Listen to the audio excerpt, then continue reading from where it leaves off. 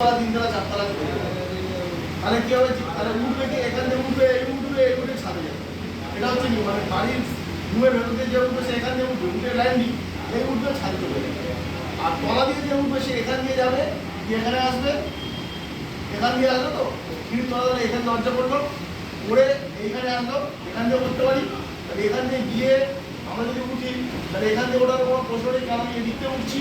তাহলে এখান থেকে আমি একটা দরজা করছি করে আমি এখানে উঠবো, মনে করলে উঠে আমি এখান থেকে বের করে দেবো। সেটা আমি এদিক দিয়ে করতে পারি, এখানেও করতে পারি। কি বললাম? এদিকেও করতে পারি, কারণ এখানে যদি করি তাহলে ডাইরেক্ট এটার সঙ্গে এটা উঠে যাবে। আর এখানে যদি করি তাহলে এখান থেকে উঠবে, উঠে সে এখানে আসবে, এটা লক থাকবে, এখানে আসবে এসে এইটা পেয়ে উঠবে। এখান থেকে এটা করলে কি হবে?